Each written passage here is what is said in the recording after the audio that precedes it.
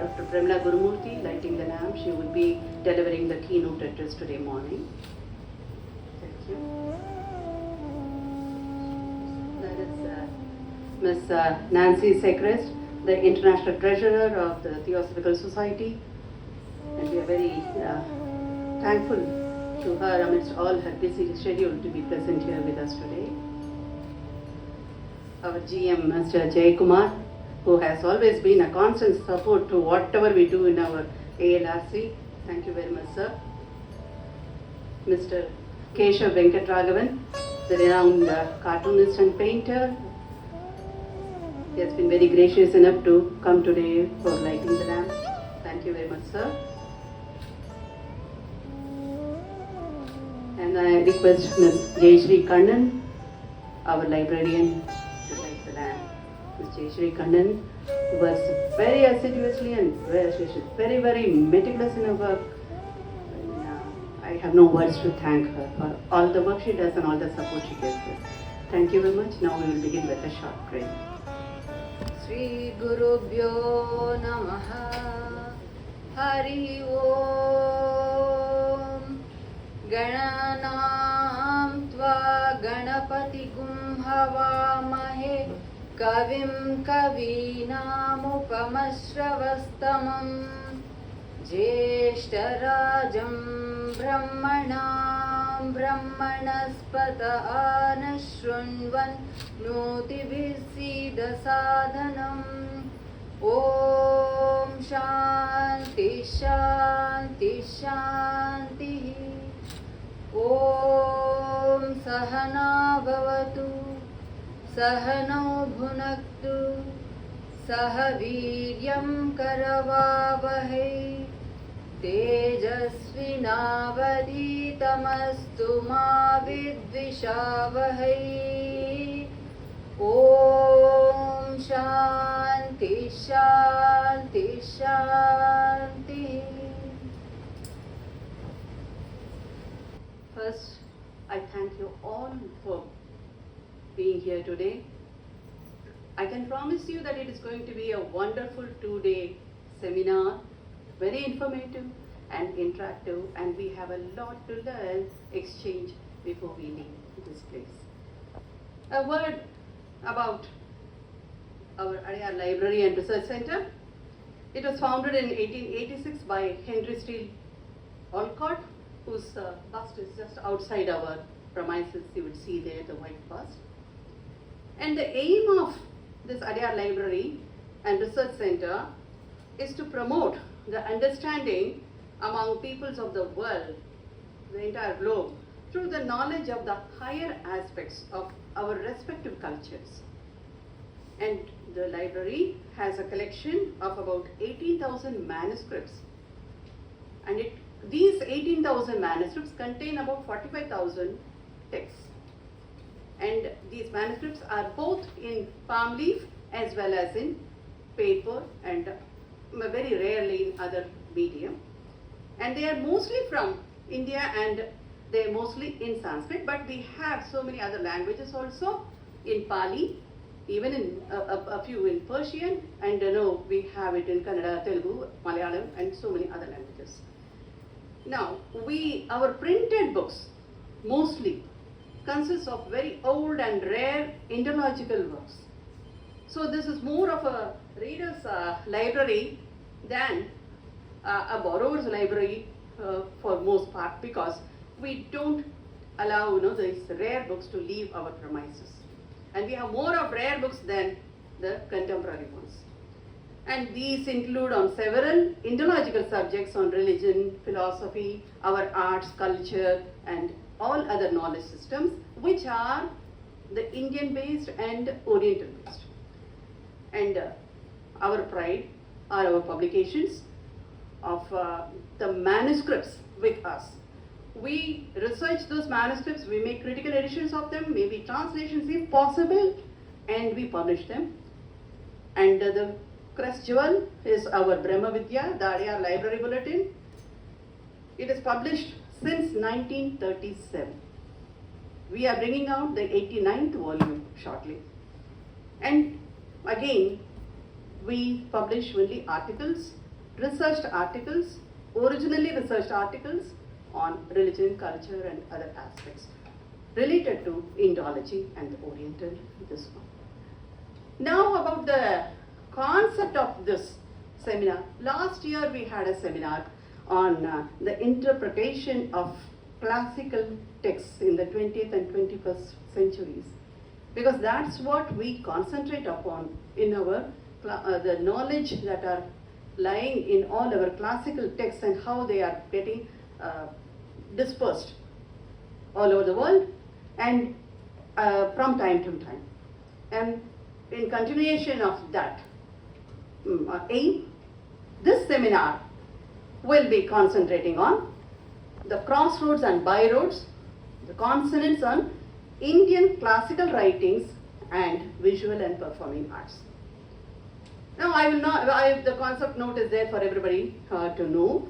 Very briefly let me tell you, we have so much of information, scenes and stories in our texts, and they are all recreated in some form or the other, whether it is in writing through commentaries or visually through paintings, sculpture, dance, music. In every manner art form, there are depictions of what is there said in our text.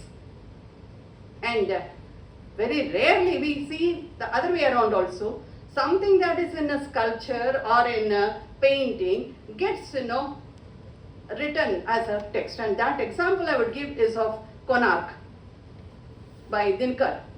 The Konark temple has inspired the poet Dinkar to write a short poetic novel, which is the other way around. So this seminar is going to explore those consonances between the text and the way they are portrayed in the art forms. But in doing so, we find that either there is a faithful transportation of what is in the text to the art form, or what is in the art form to the text. Or at times there is a slight modification, as we would be hearing from Mr. Keshav Venkat Raghavan tomorrow, as to how there can be a little transformation of what is there in the text and what can be portrayed. And there are at times, sometimes quite disturbing too, transgressions of what is there in the text to what goes on into the art form, or what is seen in the art form gets either portrayed differently in the text, and that could lead to confusions or to better understanding also. So this will be our exploration today and tomorrow with all of you. I welcome you. Now we would be our president, Mr. Tim Boyd, is not there with us in India. He is expected only next month, but he sends his warm wishes to all of us today. We will be hearing to him just in a few seconds, and that will set our seminar in pace. That will be the beginning. But before we do that, I have a few words to all the invitees and the attendees, and to our guests also. Kindly keep your mobiles in silent mode. First thing. Second,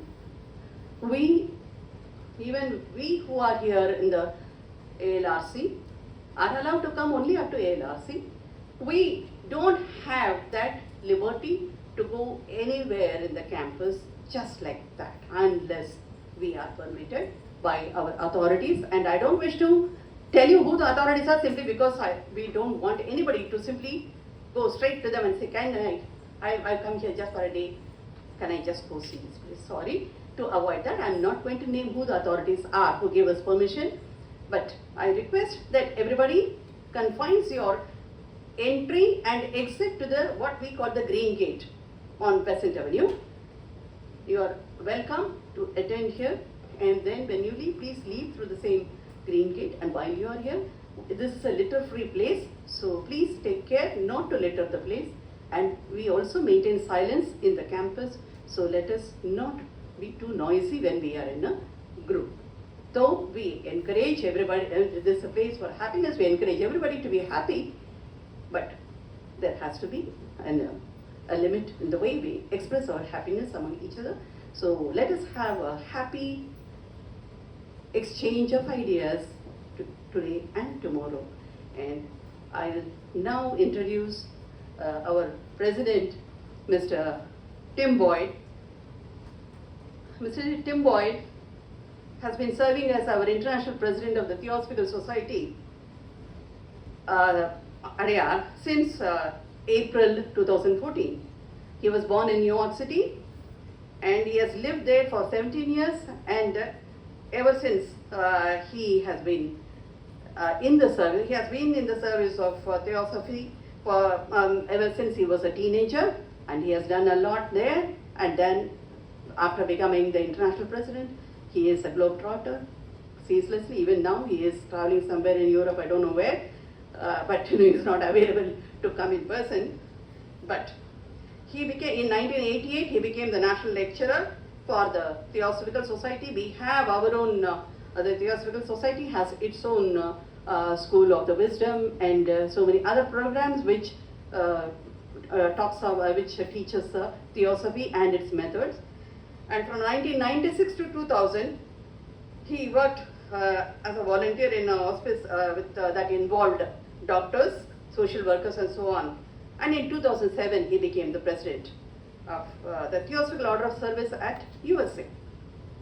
In 2011, he was elected the international president, and ever since that, he has been completely involved in all the activities of Theosophical Society all over the world.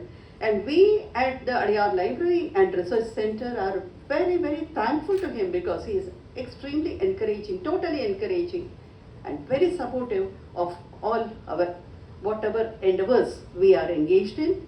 So we thank our president, Mr. Tim Boyd, and let us hear to him. He will be delivering the inaugural address through, it's a pre-recorded message he has sent us. So we thank him, we thank Mr. President, and let us hear to him.